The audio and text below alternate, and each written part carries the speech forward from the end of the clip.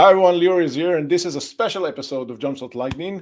I have Brian with me to talk to me about all the cool things that Chick-fil-A are doing. Yes, Chick-fil-A. Play the music.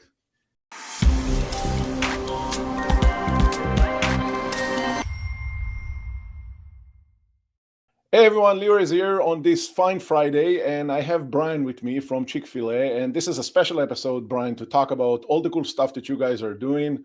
And before we do that, just want to say thank you for joining me, but we're going to nerd out on some stuff today, but first thing, who you are, what is it that you do? Yeah, Leor, thanks for having me. Excited to be here. So, Brian Chambers, I've been at Chick-fil-A about 19 years, and I lead our enterprise architecture team. I know that enterprise architecture probably means a lot of different things to a lot of different people. In our company, what we really are focused on is two different things, which is kind of a business architecture side. We won't get into a lot of the details on that, but really helping figure out kind of where the business wants to go and how well we're supporting it with technology.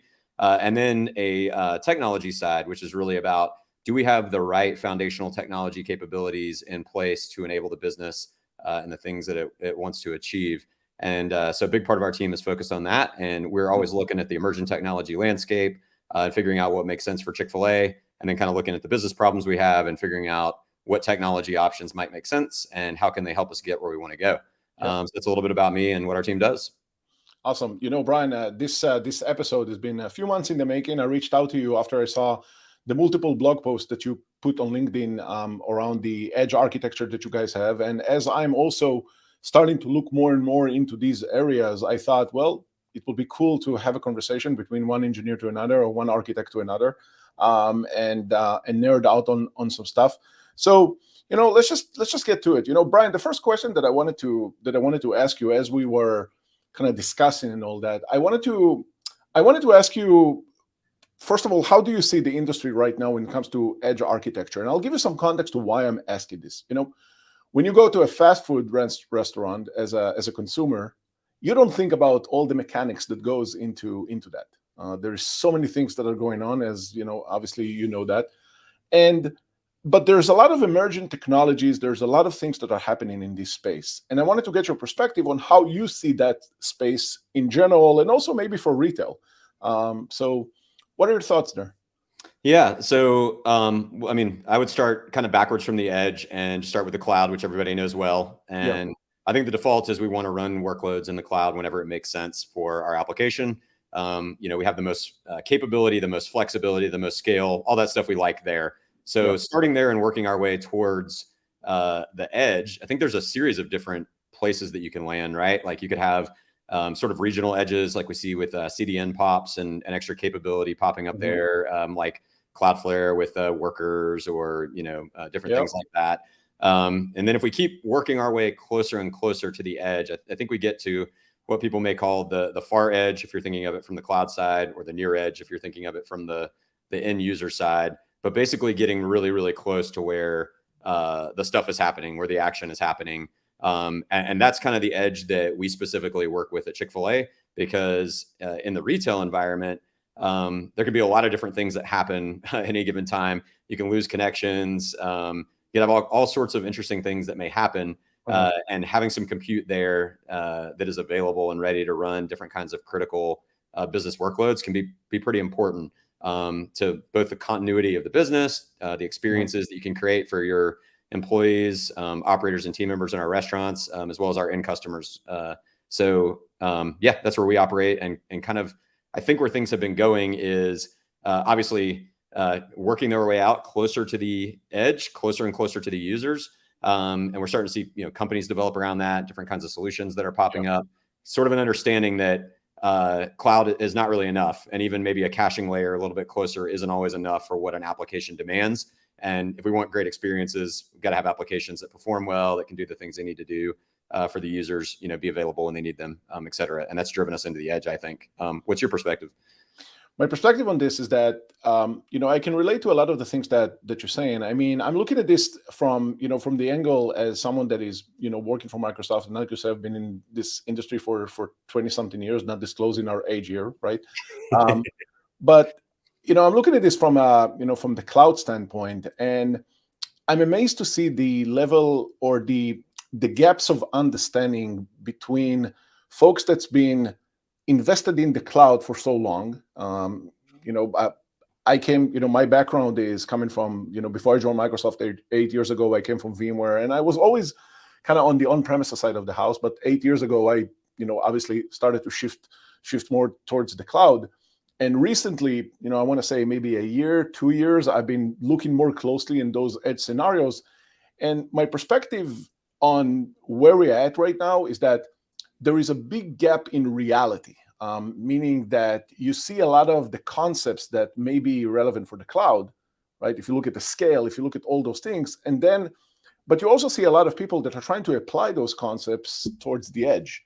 But the reality is that, you know, when you're dealing with those point of sale applications, when you're dealing with this queue management stuff and, you know, all the sensors, and, you know, you and I will talk about some of the architecture that you guys have, but again, to me, that's the most obvious thing. It's the gap. It's the gap between architecture mindset. It's not even a product thing. It's not features. It's just architecture mindset. And, you know, you said 19 years as, you know, as an enterprise architect for this type of stuff.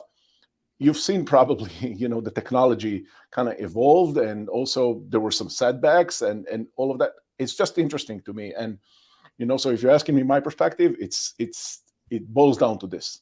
You know, for someone that is just doing architecture all day long. Yeah, absolutely. Yeah, everything that's old is new again. I think edge computing maybe isn't really that novel of a thing. Like, I know at Chick-fil-A we've had a Windows server.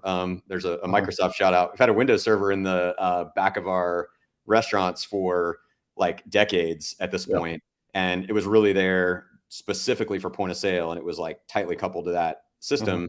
And if we wanted to run other stuff in the restaurant, it was really like a huge deal to even add the smallest thing on there, because what you were really concerned with was point of sale stability. And so, you know, the new thing I think is trying to bring a paradigm that is similar to the way that we work in the cloud, like acknowledging the fact that there's constraints that make it a very different environment and that we can't expect it to behave exactly the same. But trying to converge like the developer experience, you know, the deployment paradigms, some of those kinds of things, so that it's more developer accessible. Like, it's great if you have a team that can build something that runs in the cloud and something that runs at the edge and do it all with the same people without a brand new skill set that's completely different and a bunch of tools that are completely different, pipelines that are different. So what I think is novel right now is sort of this convergence of the thinking about cloud and thinking about edge, and having some overlap there, as opposed to them maybe being completely different paradigms in the past. Yeah, and definitely want to dive deeper, you know, and have that conversation around the developer experience that you mentioned. And you know, I want to touch based on the Chick-fil-A stuff, but before I do that, you said something that that I can definitely resonate. You said everything that is old is cool again. And I saw this piece the other day. I forgot where. That you see teenagers in the US are starting to roll back to old phones because they are realizing how much the smartphone kind of suck their life and, you know, just kind of make them zombies. So, you know, again, just a small cherry pick here on this one. And so, I think 90s clothes are back again too. So it seems like it applies to everything. You should see my Spotify playlist. You should see my Spotify list, definitely. You know, my wife always tell me that, you know, stop listening to this old music.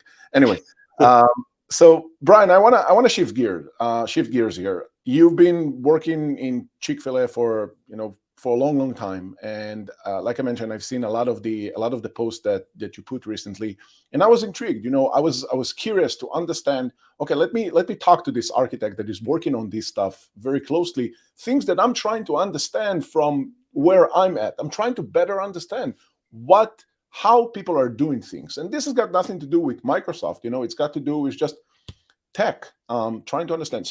So I know that you have a bit of a deck here, just kind of for us to put some context into the conversation. So walk me through this. Yeah, absolutely. So what you're looking at here is just a slide that basically tells a little bit of the story about the reason why we did edge computing at Chick-fil-A. So to put it really fast and concise in simple terms, one of the reasons that Chick-fil-A is unique and sort of like it makes sense to do what we did with edge computing is that we have really big capacity challenges in our restaurants. Like, they're really busy all the time, and that's a great problem to have. One of the things that really makes it tough for us, though, is that most of our restaurants are doing some multiple of the number of sales they were designed for, could be 2, 3, 4 times, 5 times as many even. So given that, like, we've sort of arrived at this problem that we call restaurant capacity, and we want to look for ways that we can keep letting that be a great experience for our customers, not have to just put another restaurant across the street, things like that. So here's just some stats that give you a sense about Chick-fil-A. We've got actually closer to 2,800 restaurants now. They're all run by independent owner operators, lots of team members. We generally do more sales per footprint in 6 days than our competitors do in 7. We're closed on Sundays. And there's that stat about lots of volume. We're number 3 in terms of restaurant chains in the US. So all that is really just to say, this is a really busy environment. And so when we think about making great experiences for people, that means our customers who are coming through, but it also means the people working there. We think technology is a critical piece of that. So when we looked at that problem and thought about that, one of the things that that struck us is we're going to need to have more intelligent stuff that exists inside that restaurant. We're going to need to have IoT-enabled connected things. It really started with a lot of our kitchen equipment as we think about like cooking capacity in particular. And then when we started thinking about that, like, you could have smart devices where you send them a bunch of data and you expect them to make their own decisions and do their own things. But we thought that was actually the wrong strategy, and that it made a lot more sense to make them connected but still dumb. So they can send out like telemetry about themselves. We can send them messages to make them do things. They can take commands, but we wanted to externalize that intelligence somewhere different that was more flexible, that had more capability, where we could, bring lots of different telemetry data together, bring like forecasting models together, bring sales data together, crunch that stuff and make decisions, and then send things out, send commands out to different devices, drive automation in the stores, things like that. And so that's what actually led us into this edge compute thing. It's actually a need for IoT to solve a business problem with capacity, and we've kind of grown it from there. Yeah, definitely the volume speaks volume, I guess. Right. And when you're talking about this stuff, there's one thing that all of this makes me very curious. But one of the biggest selling point, quote unquote, when you're talking about edge to cloud and cloud to edge, is evolve around the data pipeline. And you mentioned that we have those devices and the telemetry and the business decisions and all those things. And can you share with me some thoughts around how you guys are thinking about data pipeline reliability? How do you think about the number of connected devices? How do you think about this from an architecture standpoint? Yeah, it may be helpful just to bounce over to a slide here, kind of look at what our architecture looks like at a high level. So starting like in the store, you think about the bottom right. So we have a bunch of different connected things. Our point of sale terminals are actually in the process of joining this ecosystem right now. We've got a number of like fryers, grills, refrigeration, holding cabinets, all these different things that are basically connected and sending out that telemetry that you referred to. And then at the edge in each of our restaurants, well, they're Wi-Fi connected for the most part. I've got to mention that. So that's how they actually are able to send things out. And then in each of those restaurants, and I'll bounce back to show the picture, but we have a cluster of Intel NUCs that run K3s, and they're super small form factor, like the size of a Chick-fil-A sandwich, which is really cool. We've got space constraints in addition to some of our other constraints in the restaurant. So that's what we're running on. So that's this middle layer in blue here. And one of the key services that we provide in our restaurants is MQTT, which is just a lightweight IoT messaging protocol for anybody who's not familiar with it.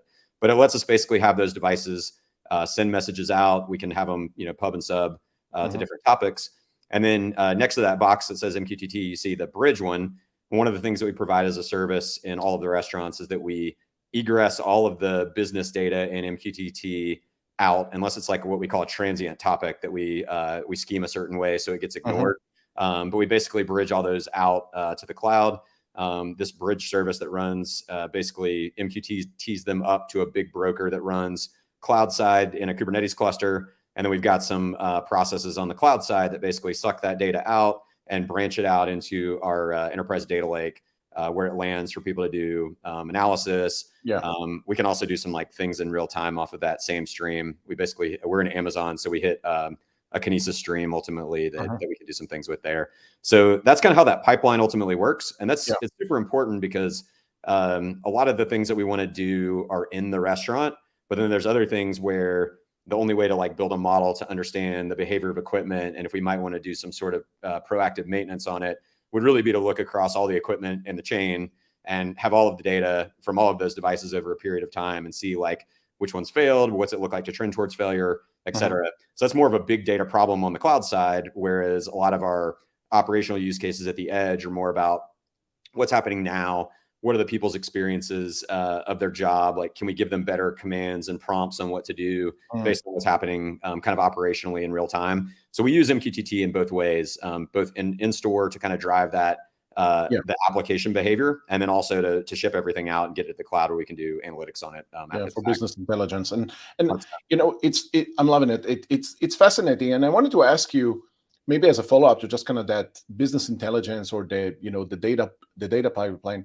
Can you maybe share with me a good example to something that you remember in recent years or maybe just lately on a critical decision that was made based on that data that went through the pipes? Like how you guys, any good example for that?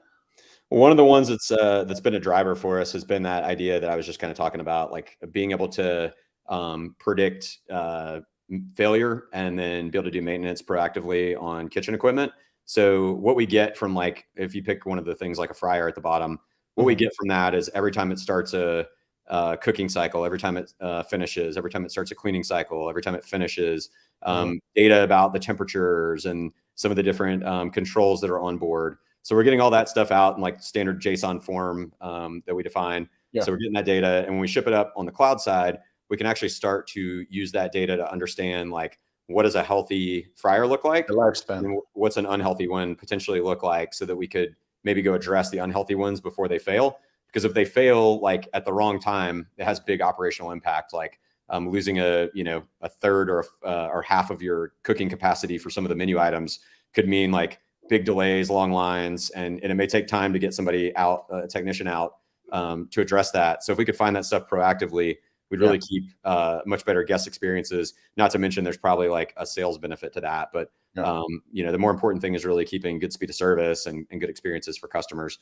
So that's a good example of something that practically that data is really, really useful for. It's not just collecting it because you can, but it's actually trying to model, what might the right action be to take with this particular device based on the proactiveness around it. 100%. And I can't while you were talking, I was thinking, I had we installed a bunch of air conditioners, while back, AC's unit in our place, and I thought to myself, I wonder what I need to do in order to know where they're gonna go down. It's one of those things, and I did play with with some of this stuff, not for the ACs, but for other things. So just kind of playing with MQTT and all that. And it's fascinating, because and again, coming back to this notion of you as a consumer, you go to a restaurant and you have the checkout, and you can see also, for some restaurants, you can see the kitchen. And that there's like a bunch of equipment and all that, but you never think about the amount of data that goes from point A to point B, and who are the people that are actually looking at this data. So this is where, how we like to say that the rubber meets the road. And it's like fascinating. One other one that we're thinking about doing, we haven't done this yet, but another great example would be, as our point of sale system that we're modernizing right now kind of joins this ecosystem, we'll actually kind of know, like, as like keystrokes happen on a register, like you order a Chick-fil-A sandwich, so we hit that button. As those things happen, can we get that stuff in and kind of have like that real-time imminent demand combined with like our longer term? We have like a daily sales forecast, like, that breaks things down into pretty small increments. But can we take like what we expected from a big forecast and sort of be micro adjusting it in real time based off of what we're actually getting in terms of demand? We've got some computer vision use cases to maybe look at like the drive-through that help us gather some info about a number of things, like our performance in the drive-through, but also what demand is in the drive-through right now, and like, how long is the line, how many cars.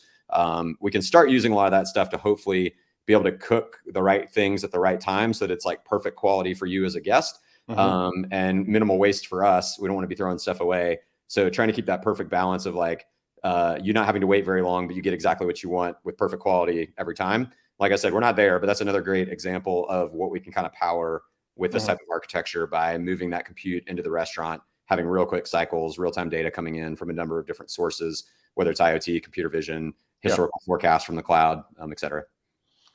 I wanted to ask you regarding, we talked a bit about, we talked a lot about the data pipeline, but another thing that I am very curious to hear your thoughts around is the deployment mechanism around, all the components. And when we're saying deployment, you have so many layers in this cake, right? You have the, just kind of the bare metal and the fabric. You then have the, the compute, and then the hypervisors, and then the Kubernetes, and then, all the components and all of those things that are coming together, not mentioning the fact that you also have the elements of connectivity to the cloud and the things that you guys need to deploy in the cloud in order to support the business and all that.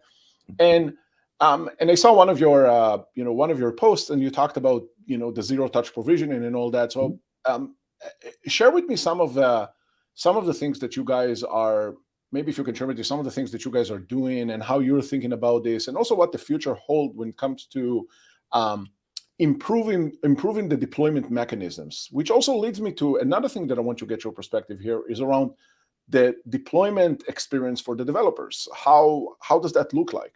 I know a big question, but well, let's start with zero touch and then hit the deployment one. So on the zero touch side, one of the things that was really important to us in this architecture was that it didn't take a lot of technical expertise to support. And this is just like a reality at the edge, is that you don't have like technicians available to do tasks, right? Like this is a restaurant and we've got people who are restaurant employees working on serving customers and making food.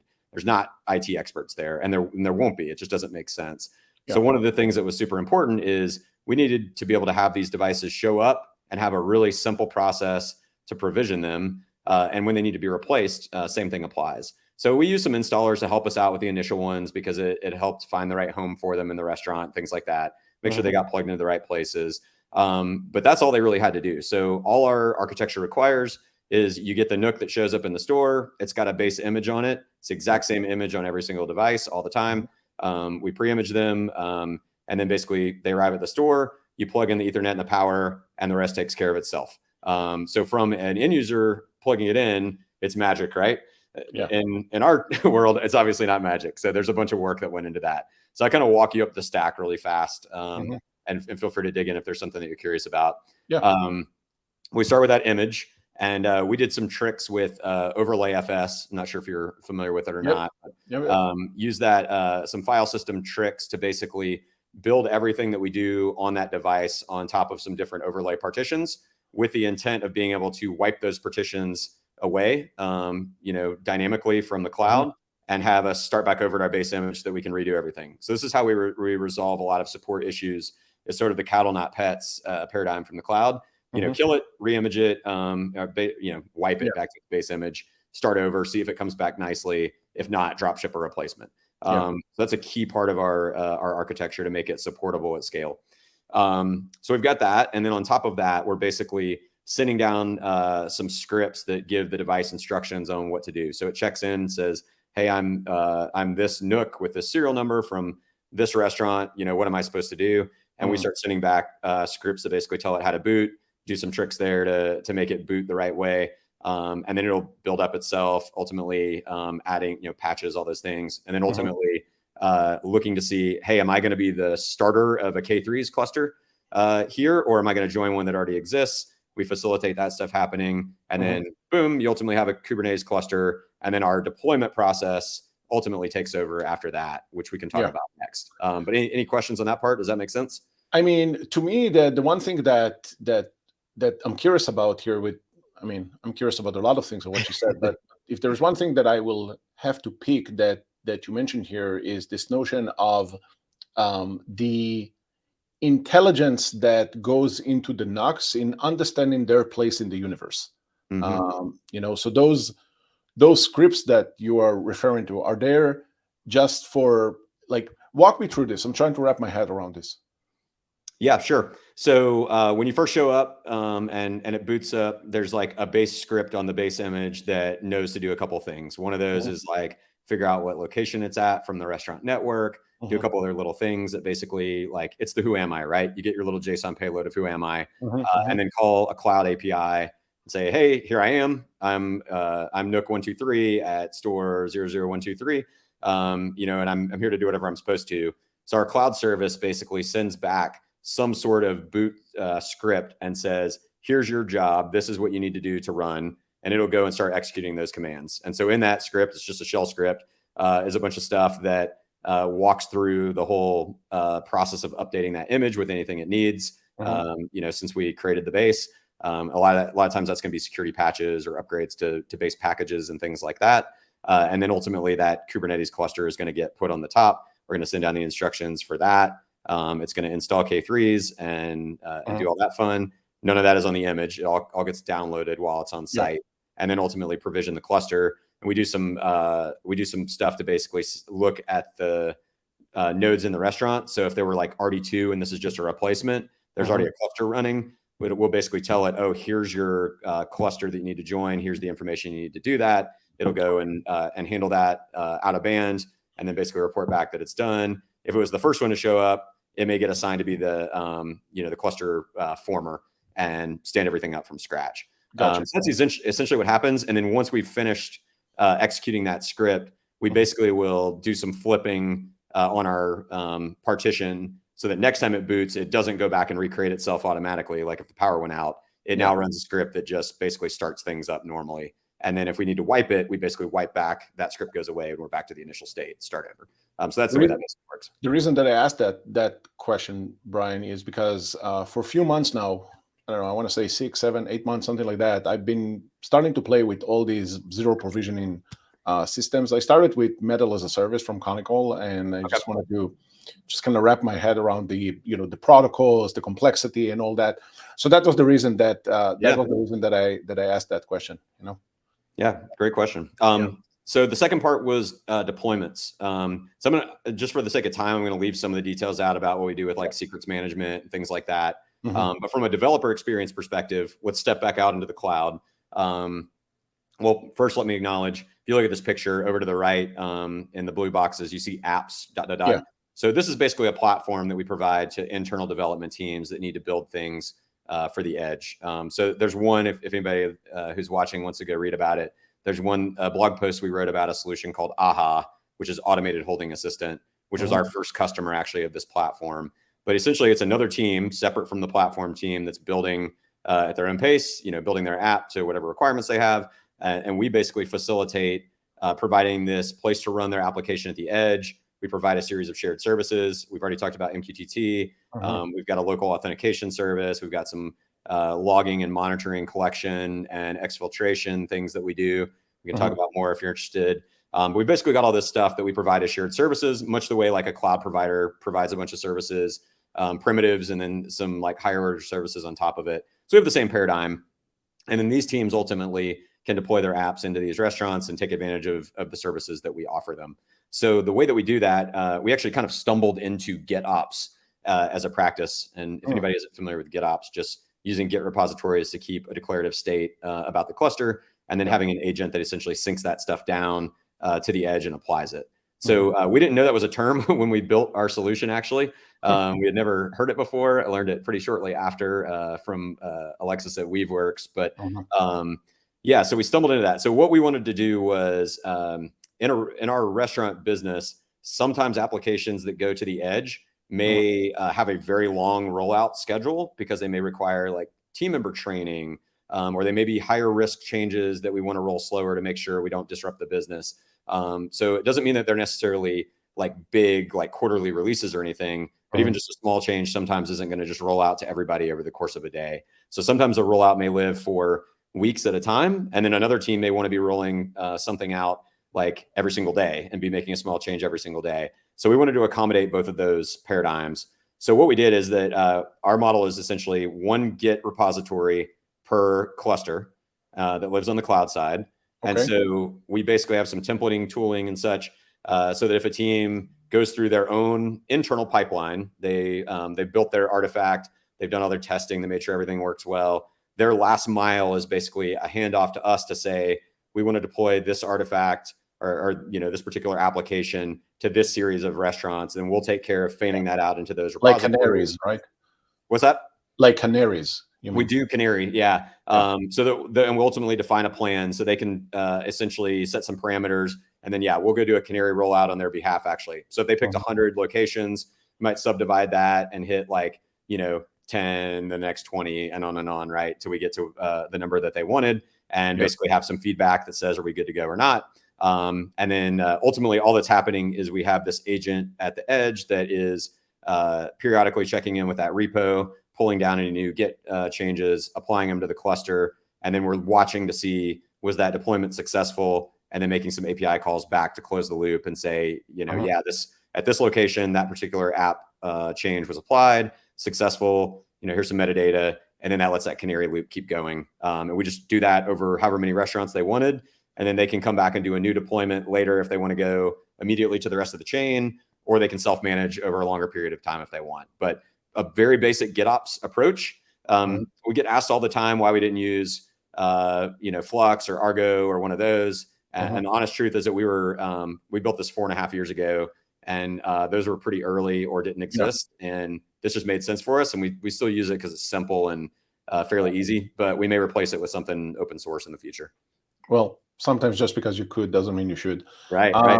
And, this is super interesting. And I wish that we had like 4 more hours to talk about this, but I do want to ask you one final question regarding the architecture and talk to you about another topic that I know that you are passionate about regarding the architecture. And it's not necessarily about the GitOps flow. It's more around the visualization of all the devices at the edge, or all the endpoints at the edge, the things, right? Do you see a need, or maybe I should ask first, how do you guys looking at all these devices or all these things? I guess I should get used to saying things, but how do you look at those as a fleet? Is this something that is proprietary? Is this something that is being used, by a third party? How does that look like? Yeah, it's a mix. So when it comes to the smallest things, the fryers, the grills, et cetera, essentially we're mostly looking at those from like a data perspective. Like there's not really an asset. Yeah, there's not really like a digital twin type concept or anything like that for those today. There's not like a really well defined, like you can go look at it and explore it. And we may do some of that in the future. We're just not we're not there in that regard. When you look at like our clusters, we have a bit more dashboarding and operational, solutions that we built around that. One of the things that we do is you saw logging and monitoring on here. So we'll collect all the metrics. We try and do a lot of first class metrics in the applications at the edge, and then we scrape them with Prometheus and use a vector to ultimately ship them up to the cloud. And then we do a fan out to our different teams. So like the platform team has their own view of this that shows the health of Kubernetes clusters and such, and how everything looks there. If our nodes are online, so they've got some operational visibility into those things. And then we also fan out like into Datadog for some teams that use that to support their apps. We have some teams that use Grafana for their edge apps as well. So we basically facilitate kind of that fan out, and then teams are kind of able to build what they need. So there's actually a separate team, not the core platform team, that owns the health of all those different kitchen equipment devices. They've got a specific team that focuses on that. So they kind of build their own tools and their own solutions to understand, like, is this stuff ultimately looking good and healthy? Is there anything that needs to be done? And then they also manage like firmware updates over the air to those devices and things like that, which is another capability we kind of offer through this platform. So it's kind of distributed in nature. The platform team kind of cares about this architecture, and then the application teams that build for it kind of have their different views based on the skill set of the team and, the problem space they're working in. Brian, definitely, I'm sure a complex technology stack and very distributed, like you mentioned. And we're gonna put some things in the description down below so you can check it out, like some of the blog posts that you wrote on LinkedIn and in general. Like for the viewers that are really passionate about this type of stuff, I think that the Chick-fil-A case is just so good. Really, teach so many things, or kind of exposing you to a universe that infrastructure folks or even developers, don't really think about to the depth that they probably should, including myself, by the way. And this has been very interesting to hear. So thank you for that, Brian. Brian, maybe we're just gonna close this episode. I want to talk about something that I know that you're pretty passionate about, and I stumbled across this when I was starting to have these conversations with you around the the Chamber of Secrets that you started to post. For those of you, for the viewers that don't know what it is, what is it, the Chamber of Secrets? Yeah, well, Chamber of Secrets is one of the Harry Potter movies, actually. And I decided to start a Substack and ask my LinkedIn friends, what should I name it? And ultimately gave some options and let them vote. And they voted on the Chamber of Tech Secrets. So that is the name of my Substack. I've been writing for the last 8 weeks. I just do it once a week, and it comes out on Monday. But it's been really fun because I write on our Chick-fil-A blog quite a bit and write about Chick-fil-A things that I'm working on. But there's really only so many things you're working on at any given time, right? And you're thinking about a lot more than what you have that's, you're finished and you can actually tell a story. Like, I don't want to tell a lot of stories about just some idea that might work out or might not. When it comes to the Chick-fil-A one, I want it to be things that we're actually done with and that we've learned something from as much as possible. So the Chamber of Tech Secrets is my other writing outlet where I can kind of ponder a little bit more that kind of like, where are things going, what's happening in technology.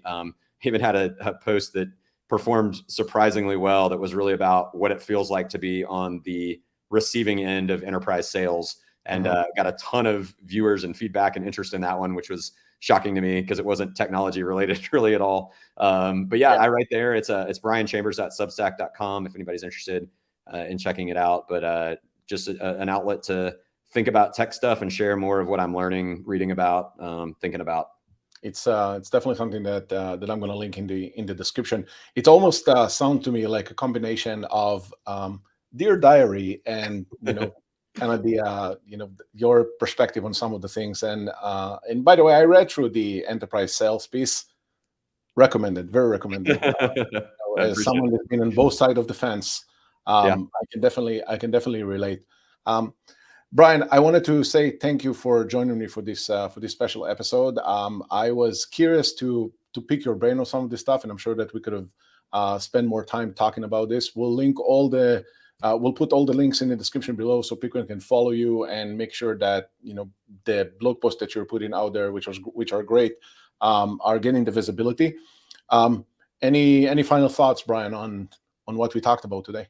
No, I'm excited to see where the edge goes. There's a lot going on in the space, like we've talked about. Kind of talked about our solution, but there's just a lot more stuff. Really interested to see, like, does WASM have any sort of impact as like a multi-tenant friendly edge deployment? So just think there's a lot going on here, and excited to see where it goes. Really appreciate you having me on and the chat we had. I think we could definitely talk for hours more, but probably only the two of us would enjoy that. So maybe we'll do it afterwards. Definitely. And for the Jumpstart viewers, thank you so much for watching. Make sure to like, subscribe, because why not? And we're going to see you in the next one. Bye, everyone.